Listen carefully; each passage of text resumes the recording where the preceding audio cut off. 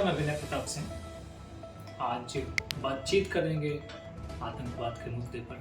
आज बातचीत करेंगे 10/11/2025 के मुद्दे पर। आज बातचीत करेंगे 9/11 पर। जी हाँ, पिछले दिनों आपने देखा होगा शाम को 7 बजे 10 नवंबर 2025 को लगभग शाम को 7 बजे की घटना, लाल किले के पास जिस तरीके से I-20 कार ने बम विस्फोट हुआ, कई गाड़ियों के शीशे टूटे, चिथड़े उड़े, कितने ही लोगों की मौत हुई, कितने ही लोग घायल हुए। इन्हीं सब मुद्दों पर आज बातचीत करने के लिए आपके समक्ष उपस्थित हैं। शुरुआत करेंगे जम्मू और कश्मीर से, जहां पर पाकिस्तान के द्वारा आतंक पनपाने की गतिविधियों की शुरुआत होती है। 17 अक्टूबर 2025 को जैश-ए मोहम्मद, जो एक आतंकी संगठन है, उसके सरगना, उसके मास्टरमाइंड नबी, जो वहाँ के जम्मू कश्मीर के गांव में एक पोस्टर लगाता है कि पुलिस या जांच एजेंसियों की कोई भी स्थानीय आदमी मदद नहीं करेगा। यह सूचना पुलिस और जांच एजेंसियों को पहुंचती है, उसकी गिरफ्तारी के वारंट होते हैं, उससे जुड़े हुए लोगों की जांच होती है। उसके बाद वह जम्मू के ही मूल निवासी उत्तर प्रदेश में रहने वाले अपने मित्र का नाम लेता है, जिसके पास फरीदाबाद में छापेमारी करके खुफिया एजेंसियां, जांच एजेंसियों ने 3200 किलो, जी हाँ 3200 किलो विस्फोटक बरामद किया, जिसमें RDX समेत कई घातक विस्फोटक थे।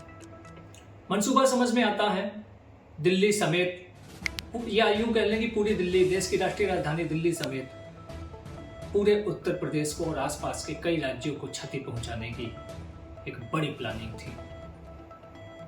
वह बात इतर है कि इस प्लानिंग को हमारी खुफिया एजेंसियों ने सिरे से नाकाम कर दिया। लेकिन जिस तरीके से दिल्ली के बदरपुर से चलकर शाम को लाल किले के पास I-20 तेज रफ्तार से पहुंचती है, उसमें बैठा हुआ आतंकी जिसका नाम उमर अन-नबी था, वहां पर 7 बजे के आसपास ब्लास्ट करता है। 10 से 12 लोगों की मौत होती है, शरीर के परखच्चे उड़ जाते हैं, शरीर के छोटे छोटे अंग कितनी ही दूर जाकर गिरते हैं, 20 से अधिक लोग घायल होते हैं, जिसमें से अभी भी कई मौत की कगार पर। दिल को दहला देने वाली घटना थी। किंतु बातचीत करेंगे कि इस घटना की शुरुआत कैसे होती है। जी हाँ, इसमें 5 मेन नाम है, जिसमें से एक जिसको मास्टरमाइंड बोलेंगे, उमर अन-नबी, मुजम्मिल अहमद, शाहीन शाहिद, डॉक्टर आरिफ और डॉक्टर फारूक। ये 5 आतंकियों ने एक बड़ी घटना को अंजाम देने की प्लानिंग कर रखी थी। 3200 किलो विस्फोटक, यानी कि दिल्ली समेत, अयोध्या समेत, मथुरा काशी समेत कितनी ही जगहों पर विस्फोट करके हिंदू मुस्लिम करवाना, यह शुरू से आतंकियों का एक, कहा जा सकता है, मानसिकता रही है। इसी मानसिकता को अंजाम देने की पूरी तैयारी हो चुकी थी। किंतु जैसे ही ये खुफिया एजेंसियों और पुलिस के रडार पर आए, इनकी कलई खुली। इन्होंने हड़बड़ाहट में, इनका कोई इरादा नहीं था कि ये 10 नवंबर को ही विस्फोट करेंगे। चूँकि 9/11 की बरसी थी, यह भी हो सकता है कि 9/11 की इनकी प्लानिंग रही हो, क्योंकि जब जिस कॉलेज में पढ़ते थे, अल फलाह यूनिवर्सिटी में, वहाँ के हॉस्टल में जब पुलिस और खुफिया एजेंसियों ने छापा मारा है, तो वहाँ पे एक नोटबुक मिली है, जिस नोटबुक में ऑपरेशन शब्द का इस्तेमाल कई बार किया गया है। साथ में 8 से 12 सितंबर इस डेट का भी जिक्र है, जिसकी खुफिया एजेंसियां जांच कर रही है। इसके अतिरिक्त 30 नवंबर को जब विस्फोटक बरामद हुआ था, 30 अक्टूबर को जब विस्फोटक बरामद हुआ था, उसके बाद से मास्टरमाइंड उमर अन-नबी 10 दिनों तक की कहाँ गायब था, किस चीज़ की प्लानिंग कर रहा था, क्यों आवेश में आके उसने 10 नवंबर को इतनी बड़ी घटना को अंजाम दिया। इन सब चीज़ों की जांच कहीं ना कहीं खुफिया एजेंसियां कर रही है।